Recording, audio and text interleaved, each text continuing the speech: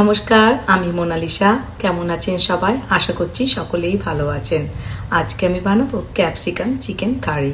এখানে আমি নিয়ে নিচ্ছি 1 কেজি মতো বোনলেস চিকেন, আদা রসুন বাটা, ক্যাপসিকাম, টমেটো, পেঁয়াজ সবগুলোকে আমি চপ করে নিয়েছি। এবার প্যানে তেল গরম করে ক্যাপসিকামগুলোকে একটু হালকা করে ভেজে নেব।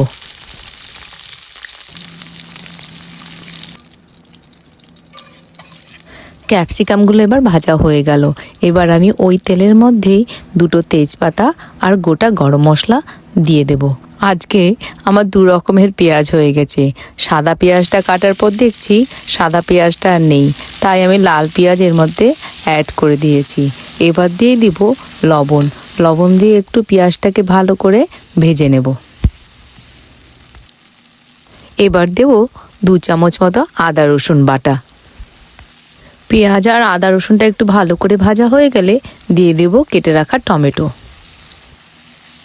এবার দিয়ে দেব চিকেন, পেঁয়াজ, টমেটো, আদা রসুন দিয়ে ভালো করে একটু ভেজে নেব।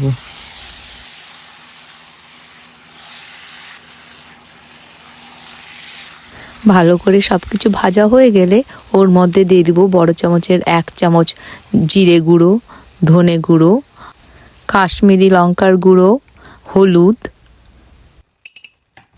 আর দেব গোলমরিচের গুঁড়ো। সব কিছু মশলা দেওয়ার পর ভালো করে মাংসটাকে নেড়ে চেড়ে 10 মিনিট মতো ঢাকা দিয়ে রেখে দেব। 10 মিনিট হয়ে গেল। এবার ঢাকা তুলে দেখুন কত জল ছেড়ে দিয়েছে। ওর মধ্যে আমি দিয়ে দিলাম 2টো কাঁচা লঙ্কা আর দিয়ে দিব ভেজে রাখা ক্যাপসিকামগুলো। দেখুন চিকেনে কত জল ছেড়ে দিয়েছে।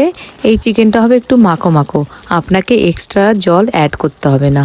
এবার আমি দিয়ে দিলাম ক্রিম দেওয়ার পর ভালো করে নেড়ে চেড়ে সবার শেষে দিয়ে দেবো কস্তুরি মেথিটাকে একটু হাতের মধ্যে রগড়ে ওর মধ্যে দিয়ে দিলাম। আমার ক্যাপসিকাম চিকেন রান্না হয়ে গেল। এখন আমি কিছুক্ষণের জন্য ঢাকা দিয়ে রেখে দেবো। চলুন আপনাদের আমি একটু বাগান থেকে ঘুরিয়ে নিয়ে আসি। 3 সপ্তাহের জন্য যখন দেশে গেছিলাম, বাচ্চাদের সাথে সাথে বাগানটার জন্য খুব মন খারাপ করতো। যখনই দিনের বেলা ভিডিও কলে কথা হতো তখনই প্রবীরকে বলতাম একটু বাগানটাকে ঘুরিয়ে দেখিয়ে দাও, তখন সে আবার ঘুরিয়েও দেখাতো। দেখুন আমার টমেটো গাছে টমেটো হয়েছে। এই গাছটা কিন্তু লাগাইনি, নিজের থেকেই হয়েছে। সবজি কাটার পর যে চোচাগুলো ফেলা হয় ওর মধ্যে হয়তো টমেটোর বীজ ছিল, ওখান থেকেই হয়েছে। গত বড় একটা টমেটোর গাছ হয়েছিল, প্রচুর টমেটো ধরেছিল। চলুন এবার খাওয়া যাক, অনেক খিদে পেয়েছে। এই চিকেনটার সাথে রুটি, নান, পরোটা দিয়েই বেশি খেতে ভালো লাগে। আজকে আমি রুটি দিয়েই খাচ্ছি। আমার রুটিটা দেখতে কিন্তু ব্রাউন কালারের, কারণ এটা হোল হুইট আটা দিয়ে তৈরি। এই রান্নাটি একবার ট্রাই করে দেখতেই পারেন, একটু অন্য রকম। আশা করব ভালোই লাগবে। আজকের ভিডিওটি তাহলে আমি এখানেই শেষ করছি। সবাই ভালো থাকবেন, সাবধানে থাকবেন।